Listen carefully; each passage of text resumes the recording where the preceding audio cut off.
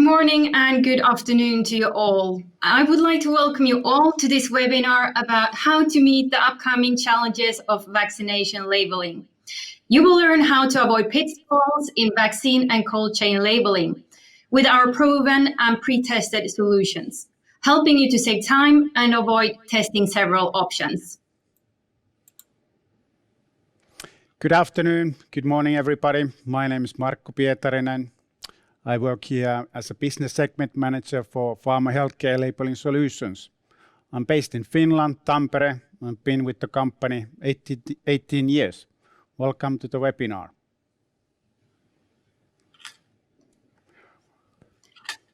Thank you, Markku. Today in this webinar, it will be me and my colleague Markku Pietarinen. And my name is Lotti Andersson. I'm the Business Development Manager for our Pharma and Healthcare in EMEA. Together with my team, we're collaborating with brand owners and joint industry stakeholders in various labeling-related matters, from defining the right dedicated solution for your application, supporting material specification, matching your application acceptance criteria, as well to help reaching joint sustainability targets. Here you can see the agenda for today's webinar. We will start by introducing European Ralph-Attack very briefly, and then give you an overview of the challenges that are included when labeling a COVID-19 vaccine package. After this, we will dive a little bit deeper and tell what are the critical factors that needed to be considered when choosing the right label material and how you can make the right choices. This part will take approximately 30 minutes, which is followed by a Q&A session. If you have logged in onto your YouTube account with Gmail address, you can leave your comment into the comment bar at any time of the webinar, and we will answer them in this Q&A part. If we don't have time to answer all of your questions, we will send them the answers to all of you after the webinar. If you don't have a Gmail account or have any questions after the webinar, you can send them also to us afterwards through email. Those addresses will be provided after the webinar.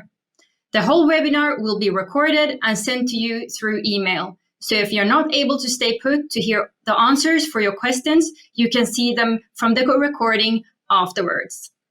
European Ralph-Attack is a global company with global footprint, with factories and terminals around the world to support your business wherever you are located. We are manufacturing pressure-sensitive label materials. Even though the labels are a small part of the packaging, they play a key role in keeping their environmental footprint as low as possible. Label materials matter and are part of sustainable packaging design. We are a well-established company for over 40 years and experienced team to support your business globally. As you can see, we have a wide product portfolio designed for various end-use industries. For example, wine, spirits, craft beverage, and food.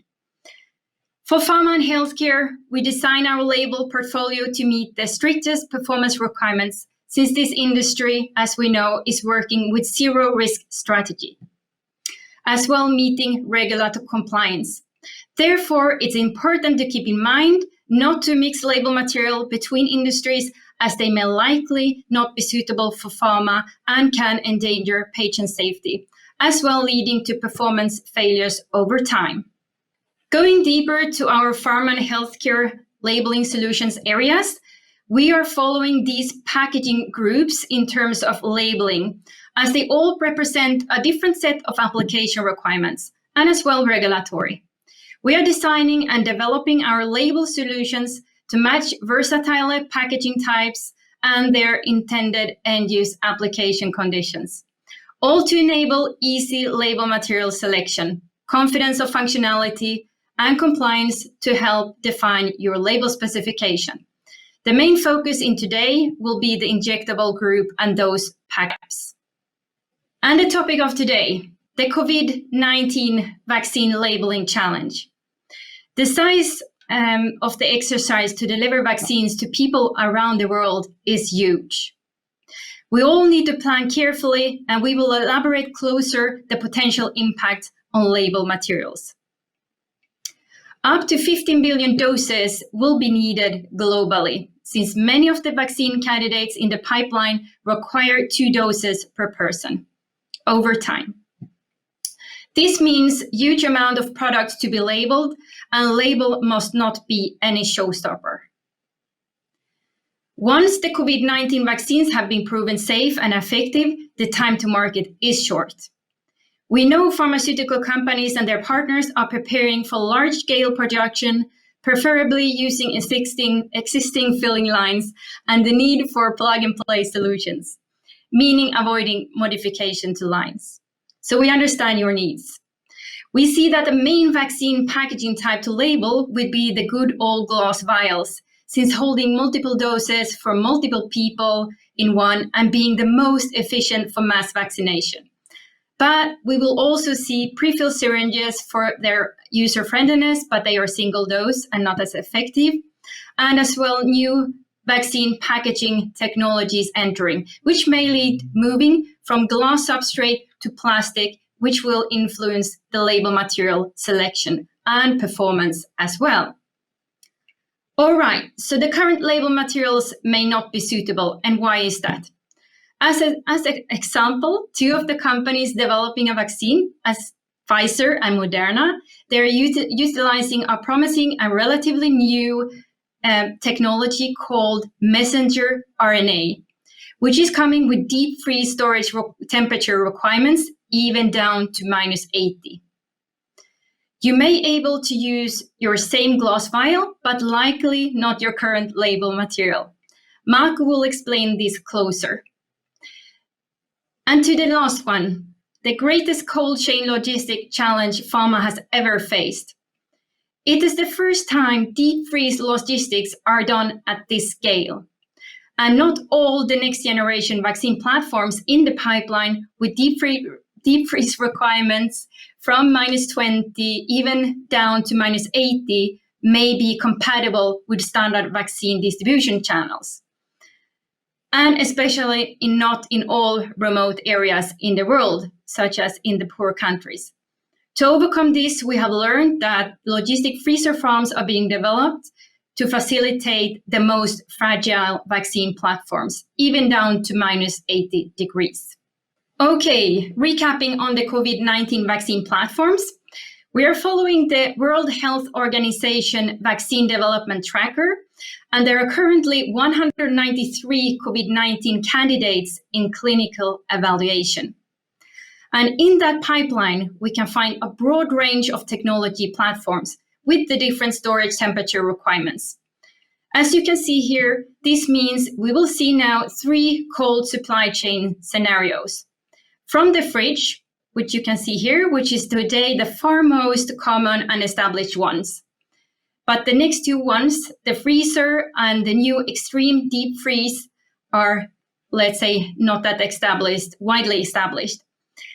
The use of the traditional vaccine platforms will then fall into the fridge temperatures. Example you can see here as well is AstraZeneca, Sanofi, GSK, and the novel next generation ones, such as the new technology based on the messenger RNA, being the most fragile, will likely fall in storage conditions from -20 down to -80. Example, Moderna and Pfizer. The first vaccines to market will likely be based on these new next generation platforms, due to that they are fastest to develop. In due time, this means we will see a mix of different vaccine platforms and requirements entering the market in 3 cold supply chains. I will now hand over to Marco, which will guide you through all the critical factors for making the right label selection for these new scenarios and avoiding pitfalls. All right, thank you, Lotti, for explaining what are the COVID vaccines and what are the main challenges in that sense. In the following chapters, I'm going to talk based on the information what we heard, what are the different kind of containers, what are the key criteria for label selection, how labeling, storage and transportation can affect label selection. Me and Lotti are here to help you to choose the right label product to meet your application-specific requirements. All right, let's kick in and have a look at the packaging types. that are going to be used for delivering COVID-19 vaccines. By looking at the COVID-19 vaccine candidates which are in phase 1 and 3, we can see 3 routes for delivering the vaccine: injection, oral, or nasal. And what this means for container selection: there will be several types of container closure systems used for delivering vaccines. Liquid vaccine in vial or ampules, different kind of pre-filled delivery devices, lyophilized vaccines, solid tablets, blister packs, and then vaccine in a pre-filled nasal spray. If we look at the containers in the slide and think about read the materials where they are made of. Vials and ampules can be made from glass, and glass pre-filled devices can be made like syringes from glass and plastic. Blow, fill and seal nasal bottles are usually made from plastic. For a label to get a good adhesion on these different containers and materials, you need to think about what is the material. Glass substrate have a higher surface energy and therefore is less challenging for get the label a good adhesion. Plastic in that are more difficult to get the adhesion because they have lower surface energies. PE is the most difficult one out of these. And then if you have any possible treatments in the containers that you need to also test. So what does it mean if you go from glass to plastic in packaging types? There will be more containers made from plastic in the long run. Since plastic is not considered as a barrier, like glass, you need to select a different kind of label material that you would use typically with glass containers. Brand owners, they need to evaluate the E&L profile and conduct shelf-life stability study before submitting approval for authorities. This is the same with vaccines. This is expensive, time-consuming, and increases the time to market. If we look at the migration risk from label point of view, which you can see in the picture, the migration can originate from the label face, adhesive, and the printing inks. Brand owners, they need to know what are the materials made from, what they're using. For that reason, extraction profile from the label material is needed. You need to select a label material that has been designed for plastic containers with liquid drug inside. Let's talk about small diameter concept, what we mean by that and what that has to do with label selection. Based on our market knowledge and over 10 years experience of testing various containers, we have defined limits for container diameter and size where label material is most critical. A container between a diameter of 7 to 23 and volume 1 to 50 ml, depending on the container, is by our definition small diameter container. The most critical one is the diameter range from 7 to 12. Let's go back and have a look at these containers which are going to be used for delivering vaccines. Let's start from vials. Some of the COVID-19 vaccines are going to be delivered with multi-dose vials. Pfizer, for instance, have 5 and Moderna 10-dose vials. If we look glass vials, the smallest diameter, they're all above 12 millimeter. 2R vial has 16 and 10R vial has 24. 10R vials are most likely going to be used for giving multiple doses. If these vials are made from glass, the label material selection is easier than if they are going to be made from plastics materials. If made on COC, COP, there you can use the same recommendation as they are for plastics. If we look at the image of syringes, the typical diameter range is already starting below 7. An injectable vaccine may be delivered with 1 ml or 3 ml syringes, and the diameter of those containers are below 10 already. So for syringes, it's even more important to select the right label material to avoid edge lifting. So what is relevant with these diameter ranges? It's not only the adhesive that you need to think of for mandrel hold, it's the whole product combination, the adhesive and the phase that you need to test and evaluate that creates the full mandrel hold. In pharma, as you can see in the picture, all of these containers are quite small. They have very small diameter range, so you need to use special papers, thin papers, and very conformable, flexible films. Quite often overlapping is used here. So for right label material selection, it's not only the mandrel hold, but you need to think sterilization methods, label size and shape, print legibility, chemical resistant, shape of the container, functionality, safety concerns, a lot of different things, and combine that with the mandrel hold. This is a very complex matrix, which we have turned into an easy-to-use label material selection guide by pre-testing thousands of containers during the 10 years. It's all about testing and collecting data and bringing them into a use to you. We have been here talking about pre-testing selection guide. So I'm going to go through how we do this pre-testing and what are the capabilities in our Tampere lab in Finland, where I'm based off. So for mandrel hold testing, we use typically various substrate, PE, PP, glass, COC, COP, polyester, and we simulate the label lifting with challenging diameters 7 mm and up. We use different label designs, overlapping, non-overlapping, different label designs. And then we have also access to all common known sterilization methods, gamma, ETO, steam, to see how label material performs with the intended container over time. In our lab, we have full scale of storage conditions from elevated +35, even down to cryogenic 196. We have a test method for simulating thawing, defrosting process, which is now needed for a couple of COVID-19 vaccines and in the point of care.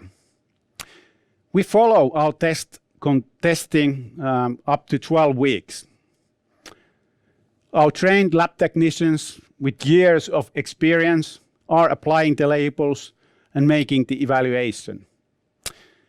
So we have a lot of data and testing capabilities in Tampere, Finland. The label products that we recommend in our selection guides are pre-tested and specifically designed for all of these small diameter container packaging from 7 to 12, 12 to 23, and for these intended applications.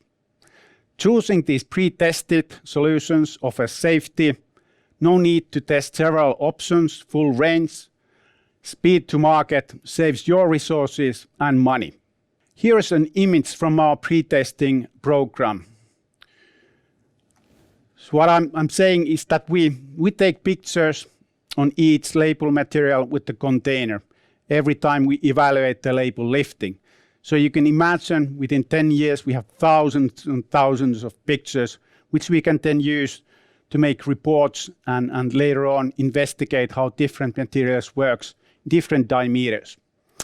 Here is an example of our one test. These are 8 mm tubes. Left one is glass and two of the right one are PE. So this is same label material, but here you can see it works on glass, not on PE, which is much more difficult, having lower surface energy to create adhesion.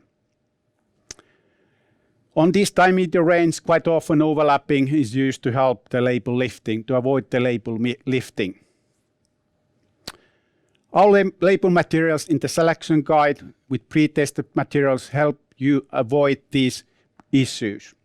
Now let's go to have a look at this logistical nightmare that we all are facing with the COVID-19 vaccines, and then what are the points we need to think on label material selection. So from the left is the factory, the filling line for vaccines. On the right-hand side is the point of care where we're going to all get vaccinated. In the filling and labeling line, moist can condensate on the container surface prior labeling. The next step is that these labeled containers will be frozen to -20 or -80 in worst case. And these vaccines, they require special storage temperatures. Then the label needs to withstand special transportation that are being organized, and the temperature controlled cool boxes that are going to be used in this logistical chain. And there they're going to use dry ice to keep the temperature in that low level. Thawing, if we go right, once the vaccines are being delivered to point of care, hospitals, these frozen vaccines need to be thawed, and the label should tolerate that as well. In the handling point, the label will be challenged when vials will be wiped with alcohol. So in this value chain, logistical chain, there's a lot of different points which you need to think from labeling point of view and performance point of view. Now let's go back to the factory where vaccines are produced and filled and labeled, and look this from the labeling perspective, what you need to take into account. So the surface of the vials are moist, and if this happens, the moisture level and humidity level depends on the humidity and temperature what you have in the labeling line environment, and seasonal changes outside. This can lead into an inconsistent labeling performance across the year. In winter, the air is drier than in summer. So how to get rid of this moist? If you have air pressure blowing systems, make sure they work and remove the excess moist before labeling. Dispensing peak. Have a look at the labeling line. Based on our testing and experience, 1 millimeter dispensing peak provides the wider operational window, offers more performance, and especially when you are running with thin films. Labeling pressure. We are talking about pressure-sensitive label materials, so you need to apply good pressure for the label to get the good adhesion on the container. Narrow labeling window. What we mean by this is that the time when the container has been labeled before it goes to fridge or freezer, if that's too short, it might happen that the label doesn't have enough time to get the full adhesion. And all of that can lead to a situation where label is not adhering enough and cause edge lifting and line breaks. And it means reduction of line speed and efficiency. So the right label solution will maximize the use of filling and labeling line to run with full capacity. Let's go back to have a look of all of these new. Oops. Sorry. Yeah, let's go have a look with all of these new vaccines that are coming and the vaccines Lotti mentioned at the beginning, and have a look at the handling and storage conditions. So with these new next generation platforms, they are new and they will bring us a little bit new challenges. Pfizer product needs to be stored in -68 and Moderna -20. These are new challenges, especially the -80, for all of us to find the right label product. You might ask if we see these two vaccines out of these all hundreds of vaccines coming into Europe. Most likely yes. European Union has made a pre-order 1.5 million doses from 6 different vaccine producers to make sure we get vaccines on time next year. 700 million doses has been pre-ordered among Pfizer, Moderna, and CureVac. So we're going to see them most likely here. What that means for labeling, So deep freeze and freeze storage temperatures require different label material that you would use with the fridge. In fridge, you can use even paper labels. However, with deep freeze and freeze, you can't do that. For deep freeze, you need to have a special label product that first of all tolerate this -80 storage temperature without label lifting. And what we spoke in the value chain, these -80 product Pfizer, they're going to be dry iced used to keep the vials frozen during the whole shelf life. Pfizer has developed special cool boxes to deliver 1,000, 5,000 doses. They're going to be tricky for the healthcare personnel to keep in use. You should not open these cool boxes more than twice a day and 1 minute at a time. So it's going to be a challenge to add more dry ice, take vials out, and the label needs to stay and tolerate all these different handlings. And then these frozen vials, you need to thaw them before taking them into use at point of care. Once thawed, Moderna vaccine can stay in fridge for 10 days, Pfizer only 2 days. So the label with printed information needs to stay intact, readable every step on the way. Also, most of these COVID-19 vaccines require 2 doses between 21 days, 56 days apart. And we need to make sure that everyone gets their second shot on time and the right vaccine. We want to avoid situation there's a long queue of people waiting for their vaccine and labels have fallen out or unreadable. Every dose counts. Let's go back to our pre-testing, what we have done. Here's an example, what you can see in the picture. This is a pre-testing program we have done for COC, COP containers of vials, in this case, and presented that in one of the PDA seminars. So what you can see here is a good example how storage condition and time can have an effect on label material. In the row above, if you don't test in all storage conditions and you only evaluate the room temperature plus 23, it can lead to a drastic situation if you put the same container in -80.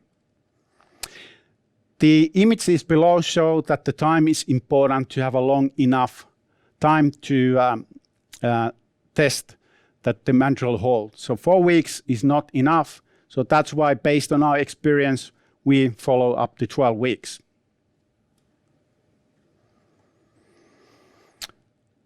And now, hearing all of these different requirements and different kind of vaccines and things we need to make sure that they're up and running.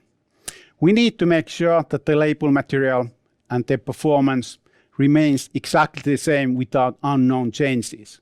So change management and notification process is a must to have.